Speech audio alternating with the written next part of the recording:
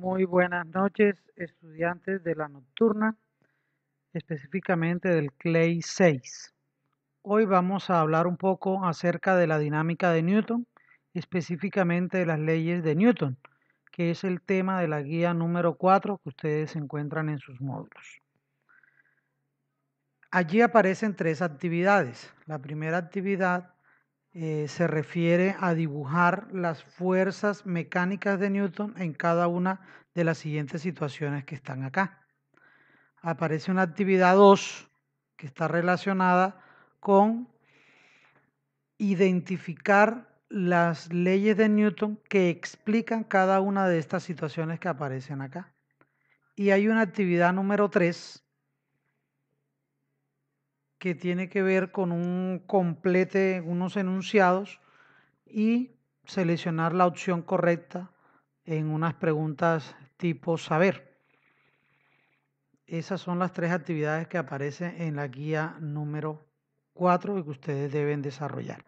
Pero para poder realizar la actividad número 1 es necesario que repasemos un poco la parte teórica para que se pueda entender la explicación y luego lo que ustedes puedan hacer. Entonces, revisemos la parte teórica. Inicialmente vamos a hablar de la fuerza del peso y de la normal. Y para eso pues vamos a analizar estas situaciones que aparecen aquí. En la primera lámina que ustedes pueden ver acá, encontramos una manzana que está apoyada en una mano. Entonces aquí Newton se preguntó hacia dónde se dirige la manzana. La manzana pues obviamente se dirige hacia el piso. Es decir, que hay una fuerza que actúa sobre la manzana que lo lleva hacia el piso. Galileo la describió como una fuerza gravitacional. Luego Newton la explica de una manera muy particular. Dice que el peso es la combinación de la masa de la manzana multiplicado por la aceleración de gravedad del planeta Tierra, en nuestro caso, ¿no? Eso quiere decir entonces que existe una fuerza llamada peso que lleva la manzana hacia el piso, hacia el centro de la Tierra. Entonces uno se pregunta, y bueno, si el peso lleva la manzana hacia el piso, ¿por qué no cae?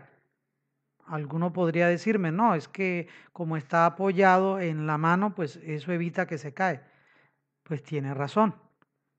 El hecho de que la manzana esté apoyada sobre la superficie de la mano implica que hay una fuerza que equilibra el peso. Esa fuerza que equilibra el peso, Newton le llamó fuerza normal.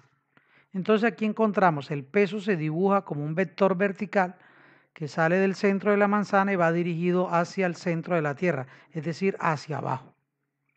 Mientras que la normal surge como reacción al peso para equilibrar el peso. Y en este caso es un vector vertical dirigido hacia arriba. En realidad, este vector no siempre va a ser vertical, sino que debe ser perpendicular a la superficie donde está apoyada la manzana. En este caso, formar un ángulo recto, un ángulo de 90 grados con la planta de la mano. Pero veamos la lámina número 2. Aquí aparece un carro que está subiendo una rampa, un plano inclinado. Entonces vemos que aquí sale del carro este vector dirigido hacia abajo y le colocamos mg, es decir, el peso.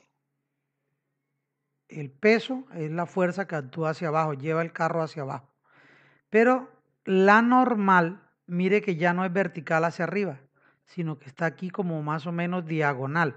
Es decir, usted puede ver aquí que se forma un ángulo recto, un ángulo de 90 grados con la superficie donde está apoyado. Entonces aquí tenemos la normal, N, y el peso, mg. Aquí tenemos otra situación, una pelota que se encuentra oprimida, por decirlo así, contra la pared. Entonces vamos a dibujar la fuerza sobre la pelota. Entonces aquí tenemos el peso mg dirigido hacia abajo, pero la normal, observe que forma un ángulo de 90 grados, mírelo ahí, con la pared. es decir, que la normal queda en forma horizontal. Entonces, tenemos dos fuerzas. El peso siempre es un vector vertical dirigido hacia abajo y se representa con las letras mg, que es el peso, masa por gravedad. La normal es un vector que es perpendicular a la superficie, es decir, forma un ángulo de 90. Aquí queda vertical hacia arriba, aquí queda diagonal, más bien noreste, y aquí queda hacia la izquierda. Otras dos fuerzas de las que Newton habló es la fuerza de rozamiento y la fuerza de tensión. La fuerza de rozamiento se presenta cuando hay dos superficies que entran en contacto. Aquí, por ejemplo, tenemos una persona que está empujando una caja con una fuerza F hacia la derecha. Entonces, como la caja se va a mover hacia la derecha, aquí en la superficie de contacto de la caja con el piso se produce una fuerza llamada fuerza de rozamiento o fuerza de fricción. Como la caja se mueve a la derecha, entonces la fricción se dibuja hacia la izquierda. Aquí lo podemos ver también.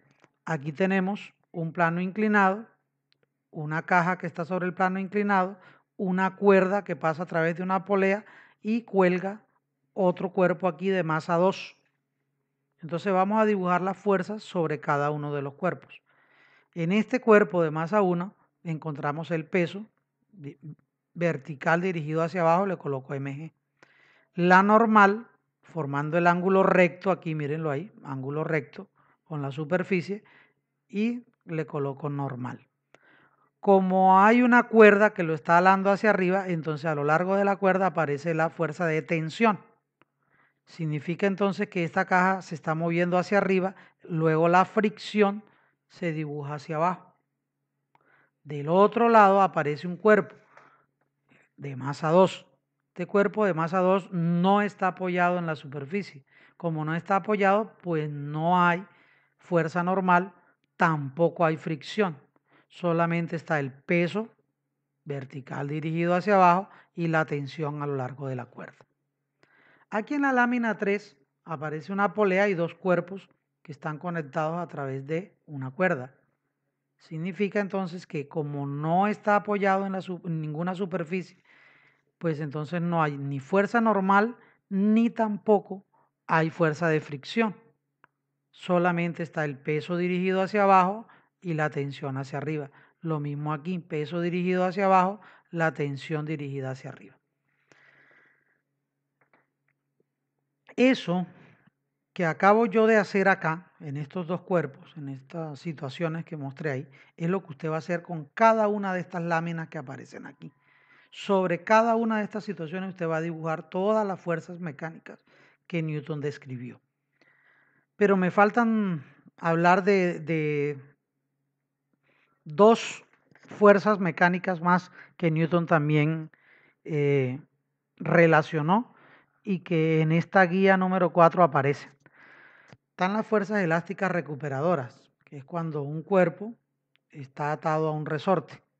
Entonces podemos ver aquí que si esta masa, que está aquí de color verde, no estuviera atada al resorte, el resorte pues llegaría más o menos hasta acá.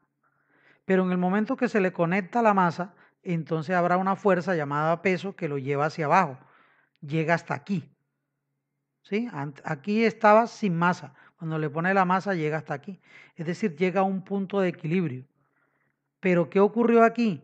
Que el resorte se estiró, cambió su longitud. Por lo tanto, entonces ahora tenemos el resorte aplicando una fuerza recuperadora.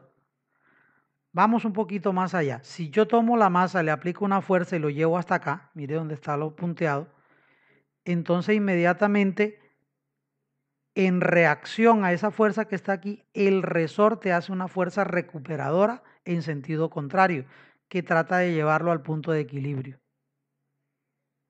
Si nosotros pudiéramos tomar la masa ahora y presionar, comprimir el resorte, entonces inmediatamente el resorte va a hacer una fuerza contraria que va a tratar de estirar el resorte para buscar el punto de equilibrio. Por eso se llama fuerzas elásticas recuperadoras.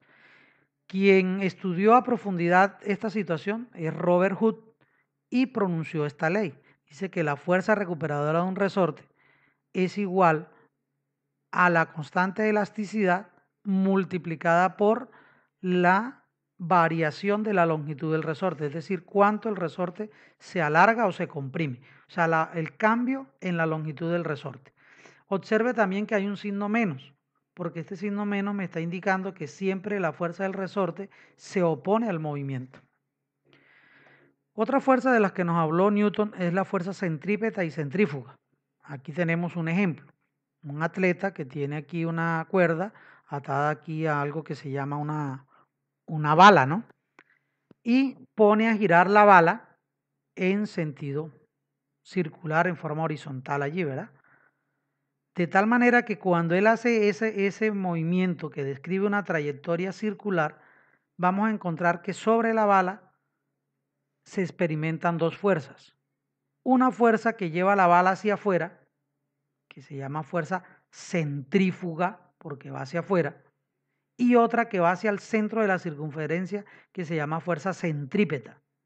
¿Cómo podemos evidenciar lo que estoy diciendo? Si él suelta la bala, esta bala va a salir disparada en línea recta.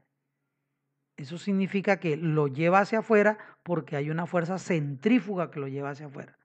Pero fíjese que en este instante no se está yendo hacia afuera porque hay una cuerda que está haciendo una fuerza de tensión hacia el centro de la circunferencia. Esa fuerza de tensión coincide con el concepto de fuerza centrípeta. Pero veámoslo en una situación de la vida cotidiana. Cuando tú tomas una buceta y te vas por el Siruma y la buceta toma una curva, tú experimentas, tu cuerpo experimenta una fuerza que te lleva hacia afuera de la buceta, hacia afuera de la curva.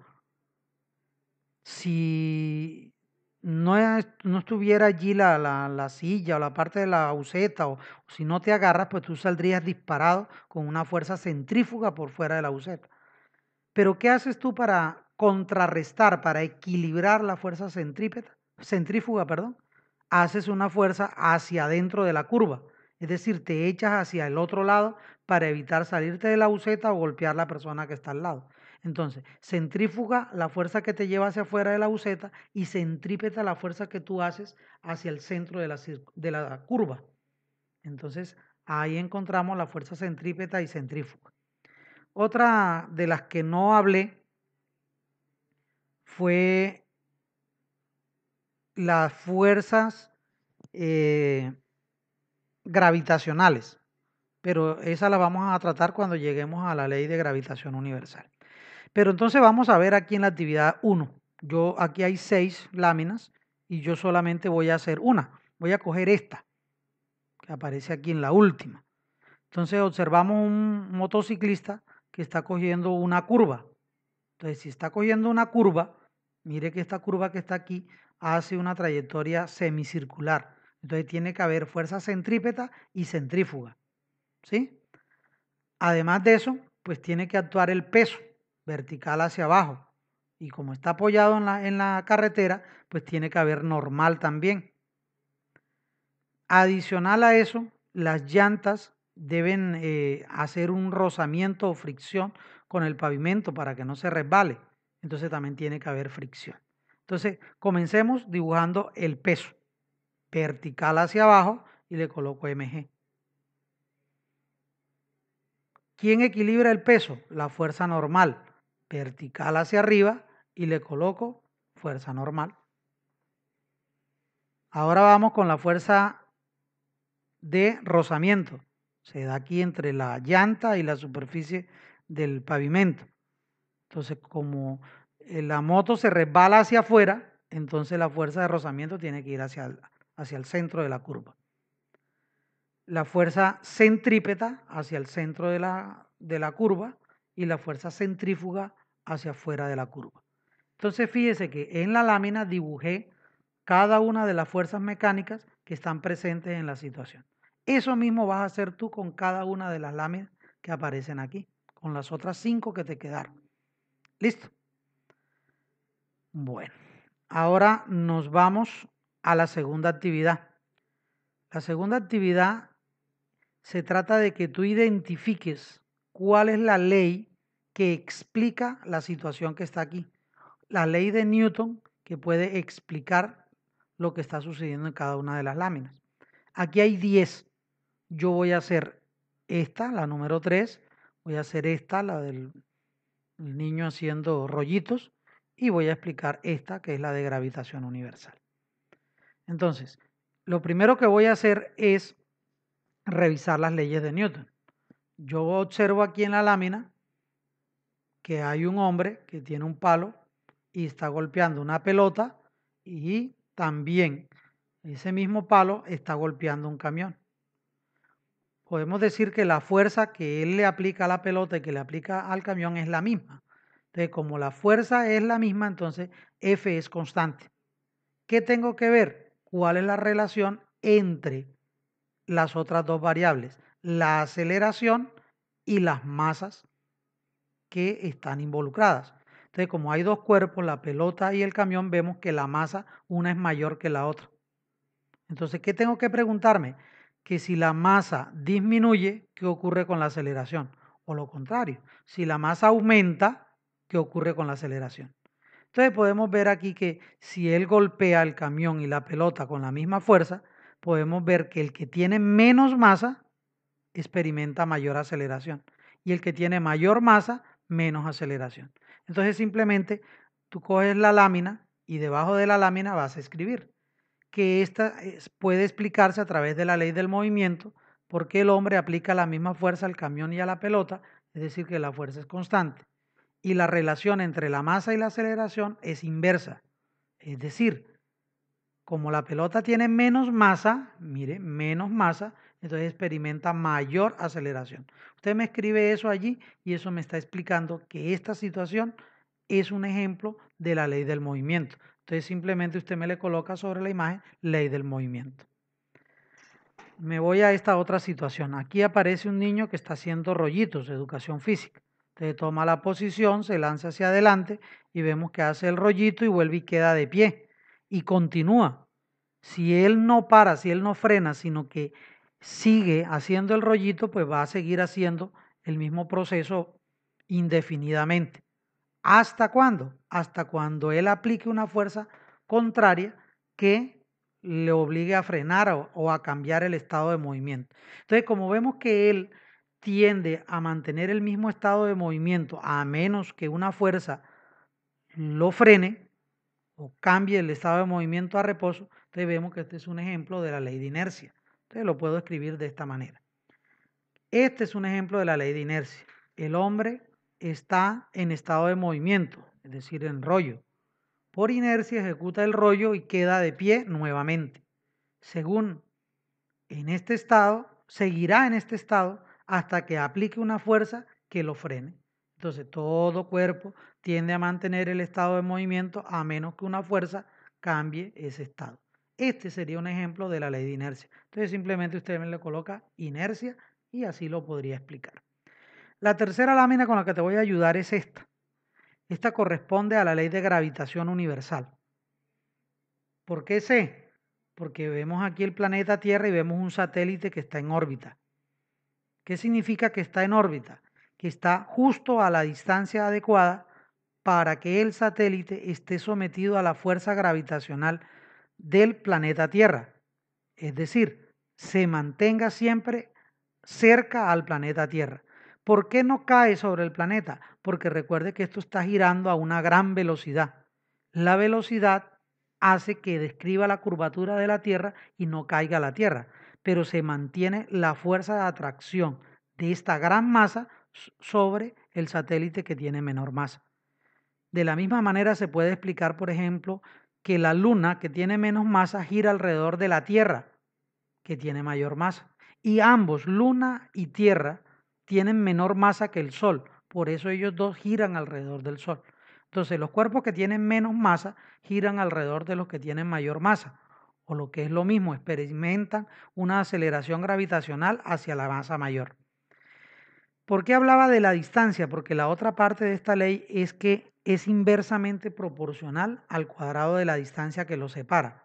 ¿Qué quiere decir eso? Que si este satélite estuviera más allá, es decir, a una distancia mayor, entonces la fuerza gravitacional sería menor. Es decir, el satélite se iría y no se mantendría aquí rotando.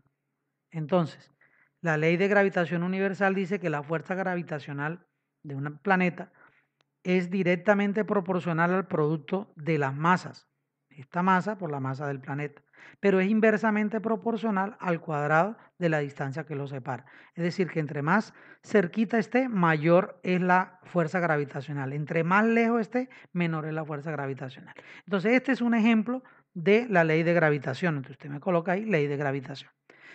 Con cada una de esas láminas que están ahí, tú vas a hacer eso. Lo haces en tu cuaderno, luego le tomas foto y me lo vas a enviar. La número 3, la actividad número 3 es como especie de una evaluación. Ahí hay preguntas tipo saber y hay un complete.